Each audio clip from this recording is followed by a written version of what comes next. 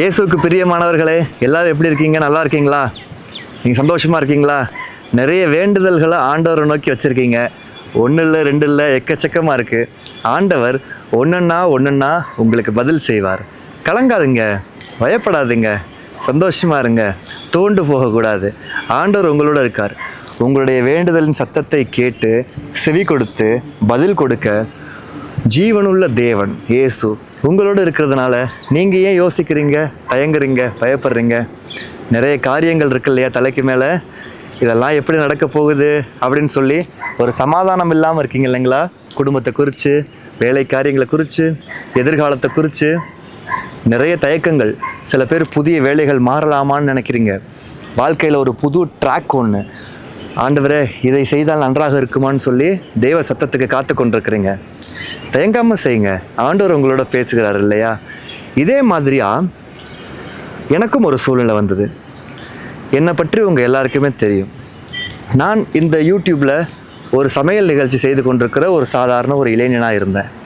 குடும்பத்தோடு சேர்ந்து சில சமையல் நிகழ்ச்சிகளை செய்து கொண்டு அதை வீடியோவாக பண்ணி பதிவேற்றம் பண்ணுறது ஒரு 7 வருடத்துக்கு இதையே தான் நாங்கள் செய்து கொண்டிருந்தோம். சரிங்களா? உங்கள் எல்லாருக்கும் இது தெரியும் இல்லையா?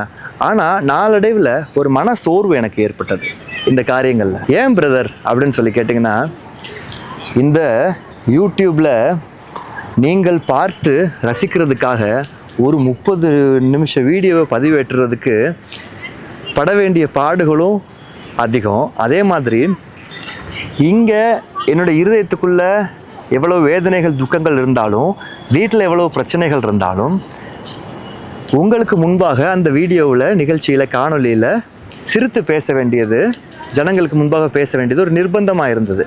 இதில் நான் ரொம்ப சோர்ந்து போயிட்டேன். என்னோடய சூழ்நிலையே எப்படி இருக்குது, ஆனால் நான் சிரித்து கொண்டு பேச வேண்டிய நிர்பந்தம் இருக்கே அப்படின்னு சொல்லி. ஒரு நாள் ஒரு பெரிய ஊழியர் ஒருவர், அவருடைய கூட்டத்துக்கு நான் போயிருந்தேன். ஆயிரக்கணக்கான ஜனங்கள் அங்கே உட்கார்ந்துருந்தாங்க.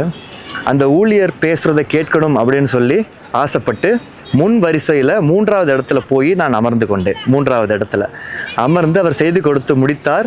செய்தி கொடுத்து முடித்தது பிற்பாடு ஒரு அருமையான ஜெபத்தை அவர் சொன்னார். அது எப்படின்னா, உங்களுக்கு வேண்டும் என்கிறதை ஆண்டவரிடம் கருத்தாய் நீங்கள் கேட்க வேண்டும் அப்படின்னு சொன்னார். கருத்தாய்னா கருத்தாய், கரெக்டாக. இப்போது ஒரு மரத்தில் ஒரு மாம்பழம் இருக்குது. நம்ம குத்து மதிப்பாக எடுத்து கல்லெடுத்து வீச மாட்டோம். ஒரு மாம்பழத்தை குறி வச்சு கல்லெடுத்து அடிப்போம் பார்த்தீங்களா? அந்த மாதிரி ஆண்டவர்கிட்ட குறிப்பாக கேட்கணும். ஆண்டவரை எனக்கு இதை செய்யுங்க ஆண்டவரை அப்படின்னு மேலான ஜெபம் ஒன்று இருக்கும். அநேக ஜெபங்கள், அநேக விண்ணப்பங்கள் உண்டு. மேலான ஜெபம், அதாவது இதுதான் முதலாவது அப்படின்னு சொல்லி பிரதானமான கோரிக்கை இருக்கும் பார்த்தீங்களா? அப்படி பிரதானமான கோரிக்கை, ஆண்டவரிடம் இதை செய்யுங்க ஆண்டவரேன்னு சொல்லி கருத்தாய் நாம் கேட்டு ஜெபிக்க வேண்டும். அப்படியாக அந்த போதகர் சொன்னார்.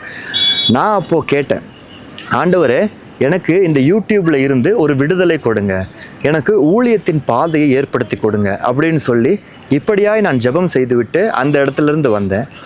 சமாதானத்தோடு திரும்பி வந்தேன். ஆண்டவர் என்னுடைய ஜெபத்தை கேட்டார், இதற்கு விரைவாக பதில் கொடுப்பார் அப்படின்னு சொல்லி வந்த ஒரு மாதங்கள் பிற்பாடே ஆண்டவர் ஒரு புது வாசலை எனக்கு திறந்து கொடுத்தார். ஊழியத்திற்கான பாதைகள் திறந்தது. நான் ஜெபிப்பதற்கான ஆத்துமாக்களை எனக்கு கொடுத்தார். என்னுடைய வாழ்க்கையை அப்படி இருந்து இப்படி மாற்றிட்டார். இதற்கு முன்பாக அந்த சமையல் நிகழ்ச்சியின் மூலமாக ஜனங்கள் பொழுதுபோக்கின் மூலமாக பயனடைஞ்சிருப்பாங்க, பார்த்து சிரிச்சிருப்பாங்க. நம்ம ஏதாவது புது உணவு வகைகளை சமைக்கும்போது அதை பார்த்து அவங்க வீட்டில் சமைச்சு சாப்பிட்டுட்டு தூங்கியிருப்பாங்க. அவ்வளவுதான். அதில் வேற எந்த பிரயோஜனமும் மக்களுக்கோ ஆத்துமாவிற்கோ கிடையாது இல்லைங்களா? ஆனால் அந்த உணவை காட்டிலும் இதற்குள்ளே இருக்கிற வசனம்ங்கிற சத்துணவை உங்களுக்கு பகிர்ந்து கொடுக்கும்படியான ஒரு பெரிய பாக்கியத்தை என்னுடைய வாழ்க்கையில் ஆண்டவர் கொடுத்திருக்கிறார். இதை நான் ரொம்ப மகத்துவமான ஒரு பணியாக நான் எண்ணி செய்து கொண்டு வருகிறேன். என்னுடைய ஜெபத்தை அன்று கேட்டு என்னுடைய உலக வாழ்க்கையை மாற்றி ஊழியத்தின் பாதையை எனக்கு ஆண்டவர் கொடுத்தார். அப்படியாக இன்றைக்கி நீங்கள் எவ்வளவோ ஜெபங்கள் வைத்திருக்கிறீங்க. கருத்தாய் ஆண்டவரிடம் நீங்கள் ஒன்றை கேட்க வேண்டும். எது பிரதானம், எது முக்கியம், எது இப்போது அவசியம்? ஆண்டவரே இதை நீங்கள் எனக்கு செய்யுங்க ஆண்டவரே, நான் உண்மையுள்ளவனாக இருப்பேன், உண்மையுள்ள மகளாக இருப்பேன்னு நீங்கள் சொல்லும்போது ஆண்டவர் இதை செய்ய வல்லமையுள்ளவராக இருக்கிறார்.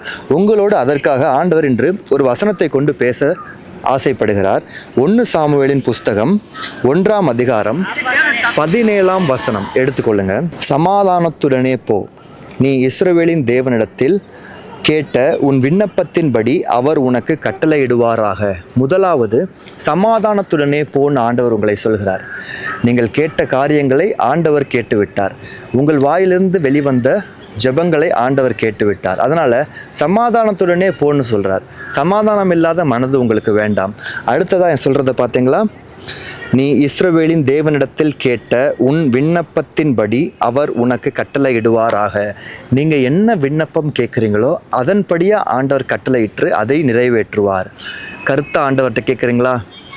என்னுடைய வாழ்க்கையை மாற்றி அநேகருக்கு பிரயோஜனமாய் மாற்றிய ஆண்டவர் உங்களுடைய வாழ்க்கையை மாற்றுவார். ஆனால் ஆண்டவரிடத்தில் நீங்கள் கருத்தாய் கேட்டு ஜெபிக்க பழகணும். ஆண்டவரிடத்தில் கருத்தாய் கேட்கணும். ஒரு எம்எல்ஏ, ஒரு முதலமைச்சருக்கு நீங்கள் கடிதம் எழுதுறீங்க. 10 கோரிக்கைகள் 15 கோரிக்கைகள்னு எதையோ எழுத மாட்டீங்க. என்ன வேண்டும்னு சொல்லி அனுப்புனர், பெறுநர், பொருள் எல்லாம் கேட்டு கருத்தாக எழுதுவீங்க இல்லைங்களா? அந்த மாதிரி ஆண்டவர் இடத்துல உங்களுக்கு வேண்டுங்கிற விண்ணப்பத்தை கருத்தாய் கேட்டு ஜெபிக்க பழகி கொள்ள வேண்டும். சரியா? இன்று நாம் ஜெபிப்போம். ஆண்டவரே, நீர் எங்களுடைய மன விருப்பத்தின்படி எங்களுடைய விண்ணப்பத்தை கேட்டு செய்ய வல்லவராய் இருக்கிறதற்காய் ஸ்தோத்திரம். நீர் கட்டளையிட்டு விட்டதற்காய் நன்றி. நாங்கள் கருத்தாய் ஜெபிக்கிற ஒவ்வொரு காரியங்களிலையும் நீர் பதில் தர வல்லவராய் இருக்கிறீர். இனி நாங்கள் கருத்தாய் ஜெபித்து ஆண்டவரே உங்களிடத்திலிருந்து நன்மைகளை பெற்றுக்கொள்ள நாங்கள் ஒப்பு கொடுக்கிறோம். நீர் நன்மை செய்ய வல்லவர் என்பதை நாங்கள் விசுவாசிக்கிறோம். ஆமேன், ஆமேன்.